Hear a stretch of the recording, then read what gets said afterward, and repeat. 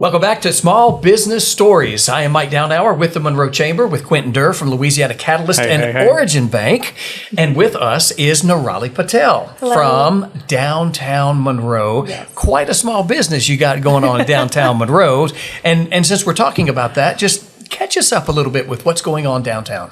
Well, we have plenty of events happening in the next month and a half before the holidays really kick into gear. I can talk about all of them. I can talk about all the businesses that are doing, pop-ups, having musical, talent in their restaurants. The bars are putting on some really great events too. So, all right. Well, before we go downtown, talk to us a little bit about the history of downtown. We know Monroe goes way back. DJ Fortenberry showed me at the city council chambers all the pictures on the walls. The first mayor goes back to like 1820 something, and those pictures are still up there. So Monroe obviously has been around a long time, going back to Fort Myro in the 1700s or whatever. But talk about downtown Monroe, a little bit of history. So the funny thing is, if you're ever in City Hall, even if you've worked there now, me over a little over a year now, I'm still finding art and different relics of our past on a wall in like accounting or down in someone's office that's been up there for forever. And I realized that it's downtown. Yeah. Downtown is where we began. It's where the hub was. Where the hub is going to continue to be, because that's where people gravitate. When this area was founded, it was founded off of the banks of the Washita River. And so the history, the life, all the things are there. I find out new things every day.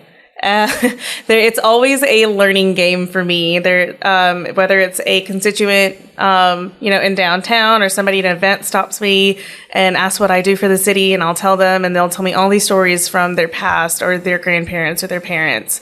And so we are constantly learning our story every day. And one of the perks of being the Mainstreet Director is that I get to tell our story every day. And it's different facets. I could tell you about Mardi Gras. I could tell you about some of our buildings. Let's talk about Mardi Gras. My knowledge of Mardi Gras, I was born and raised in New Orleans, so I have high expectations. But in Monroe, the first Mardi Gras crew was Janice in 81, 82, somewhere in there, right? No. You need to educate us. So this actually was brought to my attention by somebody that's with the crew of Janice, and she's our local historian for the library. And she actually told me that our first crew was back in the 20s till the 40s, right before the war, or right around the war, and it was actually a black crew. And if you think about our history, some of those really important buildings in downtown, like the Miller Roy building, the Savoy Ballroom, that completely aligns. Incredible artists playing where we had incredible artists playing there. We had iconic events like Mardi Gras balls. Not every single Mardi Gras ball held by the crew by Zulu was there, but several of them were documented to be there. And so many people don't know that. I only recently found that out last year, right before Mardi Gras, and the rest of our team, for the staff, found out after I told them. And they've been, they all grew up here. They went to college here. They stayed here. They've experienced plenty of Mardi Gras here, and they find this out after working at the mayor's office. So it's really interesting how connected our history is and how intricate it is, because even some of those details I found out recently, because I'm constantly let me look it up today and see what I can find. And we're just finding new pieces of several different stories and how they all interconnect. Yeah, I think the downtown is small business friendly would be like a light way to say it, because Catalyst started downtown. Yeah. And that was where, Eccles gave us a spot. We retrofitted everything, and those were probably the best 4 months we ever had, because it was like downtown was just blowing and going, and new restaurants and everything was opening up. And of course, then COVID hit, and that kind of was a little bit of a setback, but it seems like things now are starting to pick back up, and seeing new businesses down there. So that's always great. But it is a great place to be.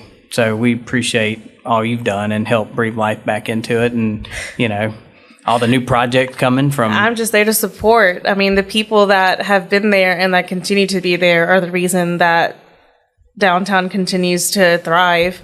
it was the arts community at first. Right. It was the artists. They Art started Crawl. Alley. Yeah. Art Alley, the Crawl. That's when people really started to come downtown after, and you still hear it that it's not safe and you can't walk it, but I do it all the time. Yeah, that's what it is safe and you can walk it, and we're constantly working on, do we need more lighting? Is there something that we need to fix because it's not accessible for people to walk it? I am always on the lookout for things that we can do to make things easier for our businesses to get more people in, or for the people that are working there, because a large portion of our downtown is commercial. We have St. Francis and Vantage and our Blue Cross Blue Shield, and all of those people are there every single day working, at least a minimum of 40 hours a week. So you want to make sure the people that are basically in downtown as their home away from home also feel like they're supported. So it's an equal mix. Right. Well, one of the mixes that I hear that they're requesting more of, VCOM and St. Francis, they want more. They want to live downtown. They want to be able to have nice apartments downtown, and that's happening. We have so many people interested in investing in downtown for housing because with all the new things that the last couple of years has brought us, between the medical school and different sorts of expansions that some businesses have been doing, bringing in more people here, we have to have, sustainable living. And that's one of the amazing things like the Pelican Property Brothers are doing, is adding in more housing downtown, and specifically in the Bridgetown area. That's the area that's located between the two bridges, where it used to be back in the day called Mid-City, but truly the area that we're in right now around 18th Street and 19th Street is Mid-City. Truly Mid-City now. We have grown beyond what Mid-City used to be. Isn't that interesting that now we are so far away from where Mid-City was? Right. Automobiles did a lot of that too. And so we're calling it, it's truly called Bridgetown, and we're working on getting some more of that out there. If you see the post by the Pelican Property crew, they say Bridgetown housing, and it's sustainable and it's affordable, and we can get more younger people like students down there and to be able to experience downtown life. That's so important for all of us because that's where everybody mixes together. That's everyone's. Well, you've got this little company coming downtown, little place known as Amtrak. Yes. Talk a little bit about Amtrak coming in, location, where it's going to be. Talk about that. So Amtrak is going to be located, the big parking lot we have downtown between 3rd and Desert is the location that, that we have really put together as a package deal.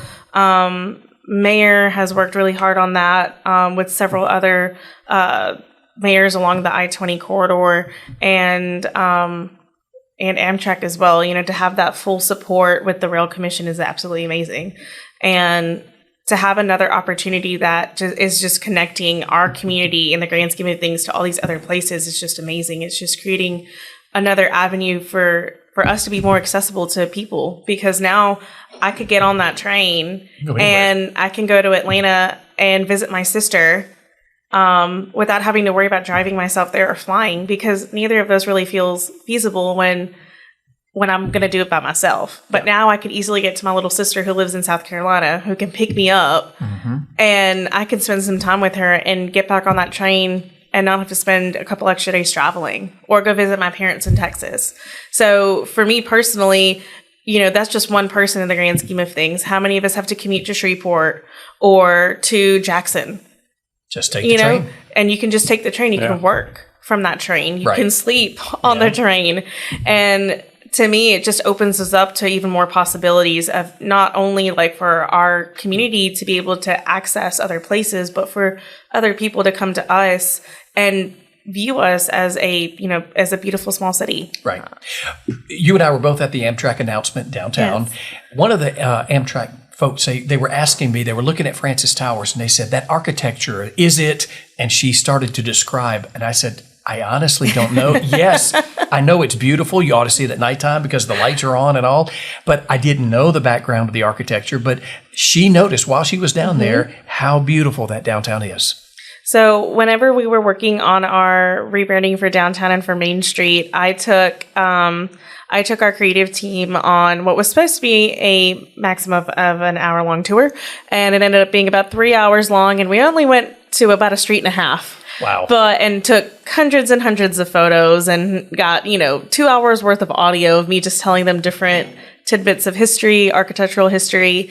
And one of our, neatest facts is a lot of our historic buildings have 1920s Art Deco, into the facade of the buildings. And we always say they don't make buildings like they used to. Obviously, that's because of the cost of things and whatnot. But the fact that we still have so many buildings and outwardly in such a pristine condition to where you can still see the flower motifs in the stone, and you can see the grand archways and the different Art Deco features inside the buildings and the lobbies, the light fixtures. The fact that we have all of these things here still is very impressive. I had a crew of about close to 300 people here in September. They were all just like me, Mainstreet Directors, mayors, people involved with historic preservation, architects, and they were experiencing downtown Monroe, a lot of them for the first time ever. And these were people from Louisiana, Mississippi, Arkansas, and then some. We had some people traveling in from like Arizona and whatnot.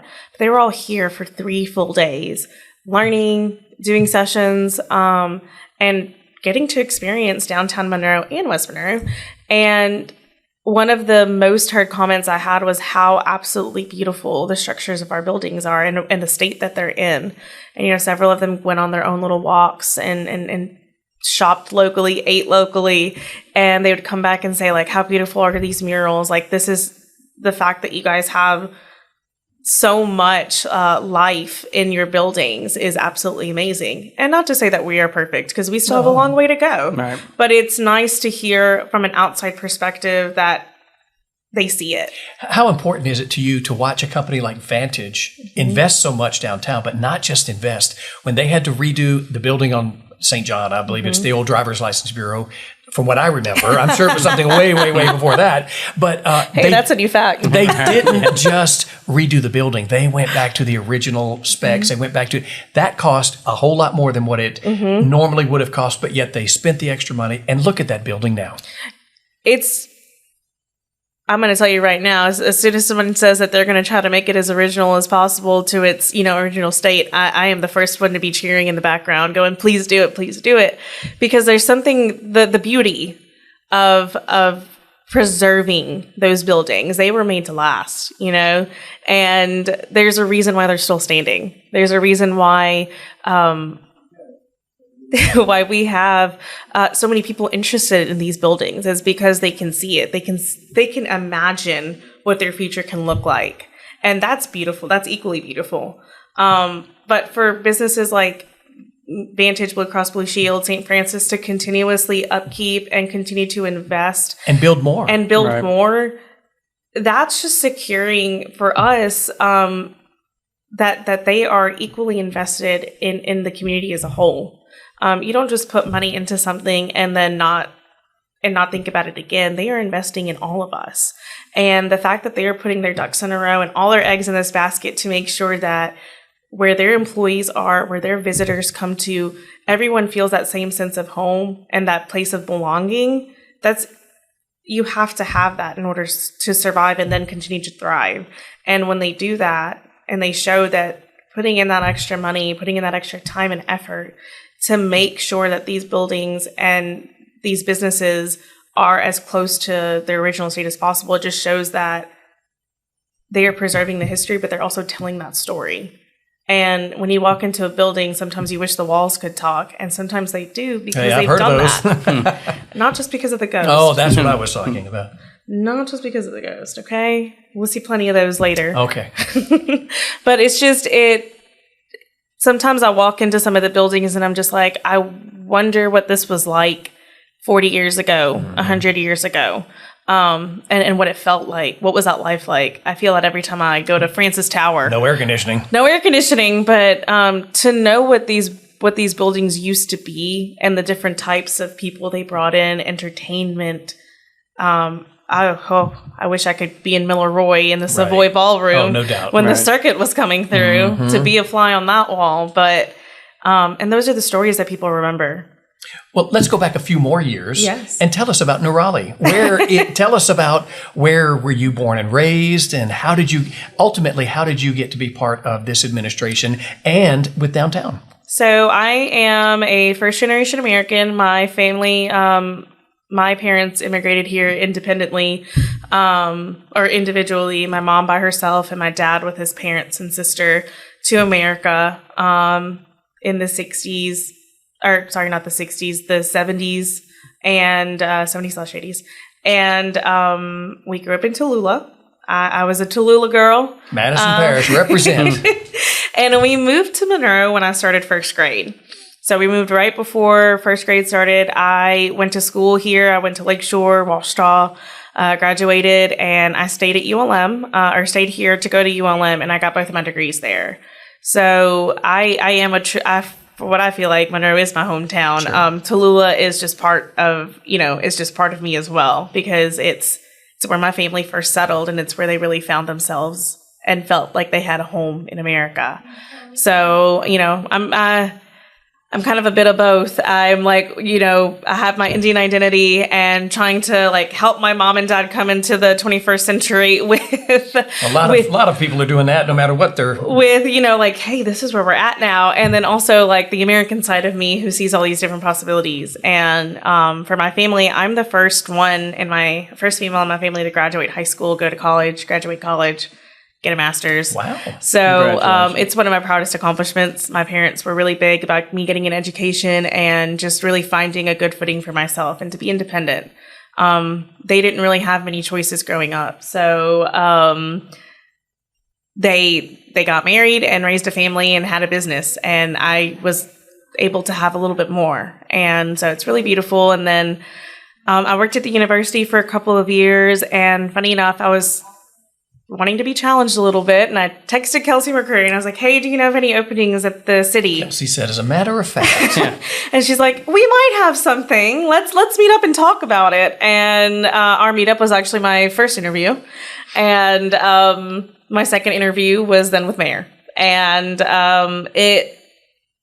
I had volunteered with Adrienne LaFrance Wells with West Monroe when I was getting my grad degree, and I just loved what she was doing. I loved that she was able to support small businesses and the people there, and just to be able to invest in them. And for me, I wanted to do the same. I wanted to be that person that got to go into the community, not be at a desk all day, and ask, how can I help you? And that's the most rewarding part of my job, is that I get to actively be in the community every day. Not exactly where my parents thought I'd go, but they do love to say that I work for the city and that I get to plan all these fun events. So it's been fun. Speaking of all of your fun events, we've got a very busy next few weeks coming up. Talk to us a little bit about what you've got planned downtown. Well, in 3 weeks, we'll kick off all of our holiday events, all of our Christmas events in downtown and the surrounding areas. The first one is we are bringing back the CPKC Holiday Express. They really loved how welcoming the community was last year, and the effort that the city had put in, that our team had put in to make sure it was a super fun place. So they are coming back on November 28th. That is a Tuesday. And in conjunction with that, I'll be hosting a Holidays on Main Marketplace. And we'll have small businesses doing pop-ups. A lot of vendors and artisans will be there as well. I have some downtown businesses that are going to come over as well, boutiques and whatnot. And that'll start at 3 p.m. and it'll go into the evening, closer to 8 p.m. We had about 2,000 visitors last year. I'm hoping we can break that number this year, because the line does go pretty fast. And it's just a great opportunity to shop local and support local. And just get some fun holiday gifts while you're standing there. And then we have the city's annual Christmas tree lighting on December 1st. That is a Friday at 6 p.m. We'll have a program that includes live performances, including Carolyn's Dance Land and the J.S. Clark Choir. That'll be at 6 p.m. And then after that is over, we'll do the tree lighting and a holiday movie in Jack Howard. It's some free popcorn. Okay. So get some cookies, get some hot cocoa and popcorn. It's going to be a good time. The River Market will be open the entire duration of December into the early New Year with our sparkle lights at the River Market. And we'll have some new decorations up Really excited to get those out. The team has been working really hard to get them done. And by team, I mean whoever can help volunteer with me when they have a moment. We'll be painting on Friday and getting those done. And it'll be a great, photo op, get the river under that, cold winter air. And it's just a fun time to be out on the river and to have accessibility to it. And then following that, we'll have the Christmas parade that Saturday with the Christmas fireworks that evening, and then the crawl later that week. Nice. So we have a ton coming on. So you've got nothing going on, is what Not you're saying? a thing. Absolutely. There's nothing to do in Monroe. You won't even see me because there's nothing going on.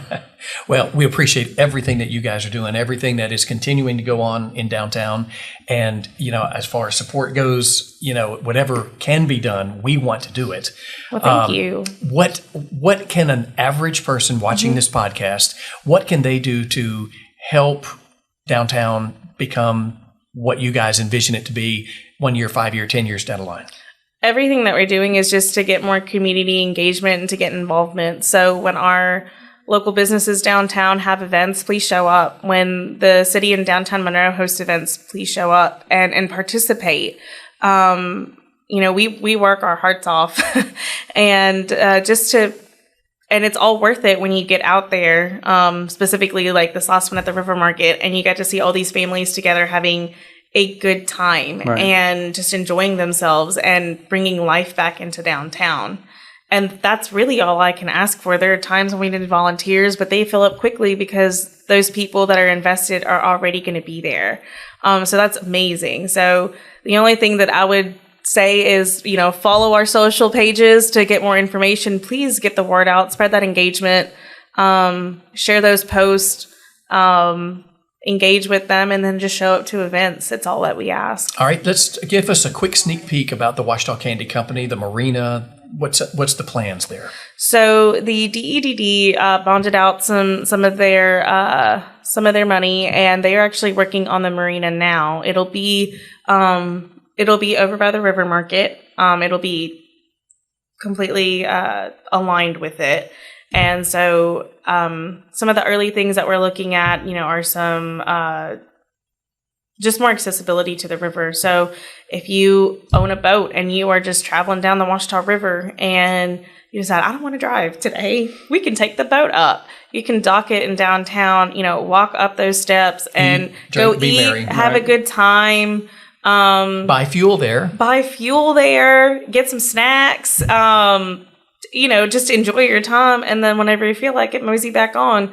We're hoping that this will create some more of that transient, river travel that's already kind of existing. Hoping that'll just amplify it. And one of our goals is to hopefully just work with some of the other sister cities that are along the river and, help promote them just as much as they would help promote us and say, this is what you could do in a weekend and make some stops along the way. All this is just creating more, again, accessibility to the water. We have it. We enjoy it. We love to kayak and paddle in Nila. And so this is just another opportunity for people to be able to get on the water and just enjoy themselves. And I'm just excited because growing up, I didn't have that. We didn't own a boat, so we couldn't really get that. And unless I went with a friend, it wasn't possible. So this just gives me even more hope that more families and more people that don't necessarily have that type of resource are then able to access the water and make those memories with their families. Okay, well, any final questions for Nirali? I mean, she's a wealth of information. Yeah, we just appreciate all you do. And there's a lot going on in there. If you're a small business, definitely reach out to Nirali because she can help you. And tell us how to reach out, how to email you. Tell us. Yeah, so social media wise, all of our pages are Downtown Monroe Main Street. That is the official page. And then for me, my name is Nirali Patel again, and my email is on most of those flyers, so you can grab it from there. But it's nirali.patel@ci.monroe.la.us. I forgot about that. It's very long. But that's where we put all of our event information. If there's anything that we're working on, like the dog park voting that we're doing right now to help get a grant, all that information is on there. It's the first place that we put information out on. So If you follow that, then you'll see all the things happening in downtown. Like and follow. Like and follow. All right, Nirali, thank you for being with us today. Small Business Stories, brought to you by Louisiana Catalyst, Monroe Chamber. Nirali Patel with the downtown Main Street. Correct? Would you correct that? Mainstreet Director. I knew that. I knew Main Street Director. Appreciate you tuning in for that. Thank y'all. Thank you.